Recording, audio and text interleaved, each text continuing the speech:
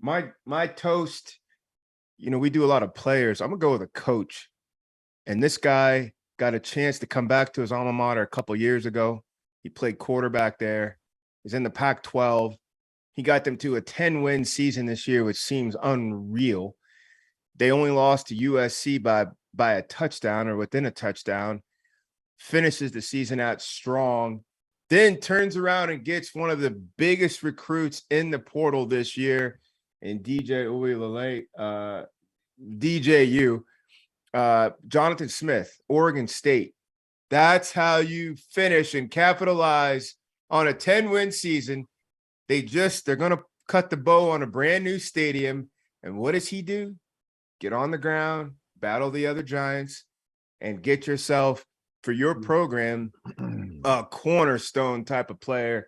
And I believe he will figure it out. I believe he has a plan and development plan for DJ. We're going to go into that next. But to Jonathan Smith, Oregon State, that's how you capitalize on your good work, sir, to the Beavers. Oh, look at. That's some good stuff right there, Clint. Come on, baby. Come on. That's for DJU and them Beavers now. Yeah. So let's go into it. What was your initial thoughts? Trev, I'll start with you. First of all, I don't think any of us were surprised at all that it took that turn. He's coming out of Clemson. Clemson doesn't lose a whole lot of big dogs now. They always get guys trying to climb up on the ship, but you don't hear a whole lot of Clemson guys coming off of it. He already went through his struggles last year. Didn't seem like he tightened up things this year. Obviously, we're not surprised. But when you looked across the landscape, where did you think he was going to go, Trevor? And then how big of a deal is it that Oregon State gets him? I even used it as an example a couple of times, talking about different topics, but I thought he was headed to UCLA, and it seemed like a no-brainer to me.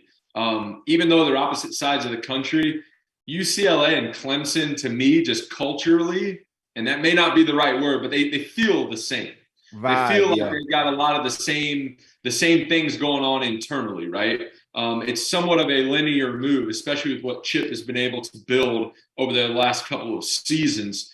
When I heard the news that he was going to Oregon State, the only thing I could think of is, man, they did a hell of a job recruiting, because that is a very different state, city, background, type of ball, all of those things. And you know what? Tip of the cap, not only to the Oregon State staff, but also to DJ for really leaning in and going to the place that he felt like was best for him.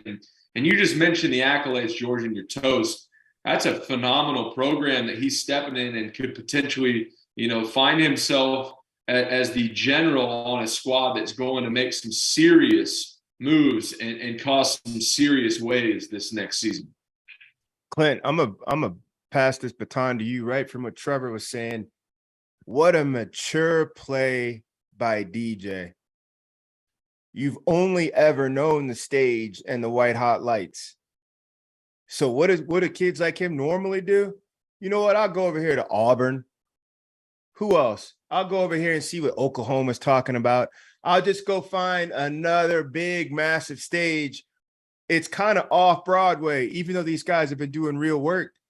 It's kind of a little bit off the main freeway to go to Oregon State, quietly get in there and cut your teeth on how to really lead, how to really drive a team on 6, 7, 8 scoring drives, how to close a game out, how to come from behind. I'll go over here with these guys who it's a startup. Let's just be honest. Oregon State is a startup. Yeah. And he could have ventured so many other places and messed around and found himself with more scrutiny, but he goes over there. To me, he's already thinking, I already kind of like his mindset just in the move itself. How do you see it? Yeah, well, first of all, I mean, before we settle on Oregon State, I just think it's a huge opportunity for DJU. I mean, it clearly he needed and this gets thrown around way too often, so ultimately ends up getting minimized. But when you got a talent like that, you watch that kid play. He is as gifted as anybody out there. And I know us three could probably find a couple of more guys that are better here, better there, yada yada yada. But y'all get my point. This guy's his golf bag is full of. I mean, sand wedge to driver. My man's got it right.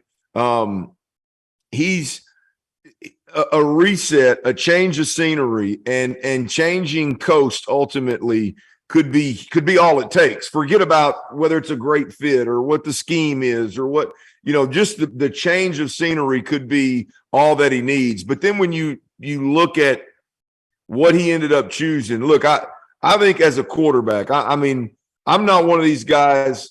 I feel like I had some success. I feel like I made a little bit of money playing the position, but I know I didn't hang the damn moon. I'll be the first one to tell you that there's a lot of these offenses today I could have never played in, right? Mm-hmm. What I think DJU did the best job of was he went somewhere they're going to play good defense. Mm-hmm. They're going to be able to run the football.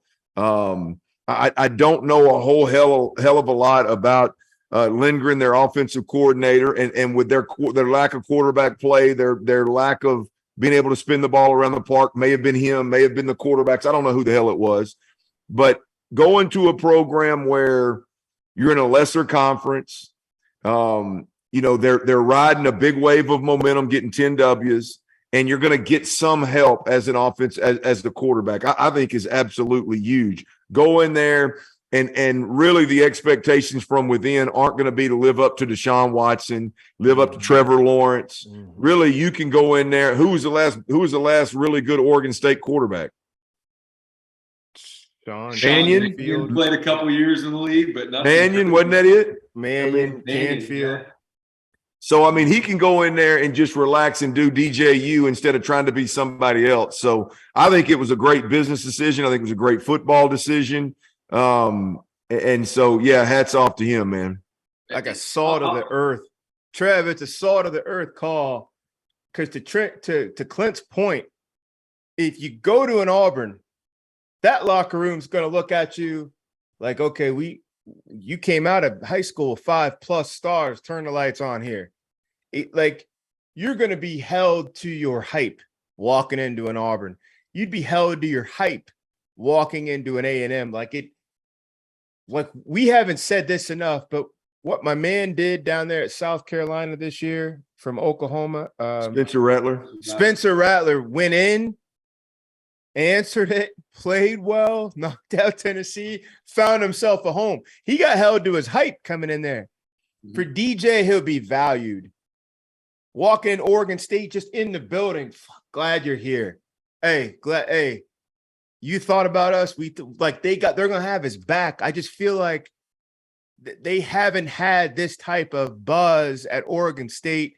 It only makes sense that you come, you join us. There's some more bricks to add. Yeah. Put your gloves on, add some bricks. I don't feel like he'll be held up to that type of bar, Clint. Yeah, no, look, I agree with you, man. I mean, this team won 10 ball games with Chance Nolan and Ben Gulbranson or something. I mean, guys were playing because, hey, which one of y'all will not turn the damn football over? Right. Ultimately, right? Just don't. Our own quarterback can't beat us. Like, I know that's coach speak, but that's ultimately what the hell was going on at Oregon. So you plug DJU into it. Again, they're going to play good defense. They got a 1,000-yard rusher coming back and 2 500-yard rushers coming back. I mean, that are freshmen and sophomores, by the way. So, I mean, I just think it's such a well thought out plan. I think the only, like I said a while ago, George, I don't mean to beat the dead horse, be repetitive, but the only roll of the dice here for me is the offensive coordinator, and only because I don't know. Only because what we watched this year, if they could have just generated any pass game in a handful of games, they would have even won more. So, right. You wonder what that's going to look like, but damn, it seems like it seems like a damn good fit. A lot of these quarterbacks are making good decisions this year. It seems like. Yeah, I'll say this. This is kind of what was popping into my head as you guys were talking.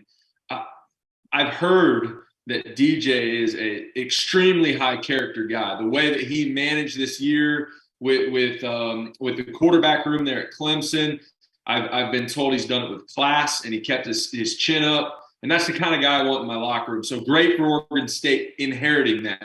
Like you said, George, they're going to welcome him in and be very appreciative of that. But the more I think about it, I feel like DJ, as sound of a mind that he has, he's got to have good counsel, whether it's his parents or an agent or whoever he's listening to And Clint, to your point, I think a couple of these guys must have really good counsel that are helping them make these very tough decisions. Because you see it sometimes. The guy's got a little bit of success. He's jumping into a dumpster fire because the QB situation's good, but he's looked at to try and resurrect, and it's just not great for his career. This is, again, another, like you said, not to beat it over the head, but a great program that he can step in and be an asset to.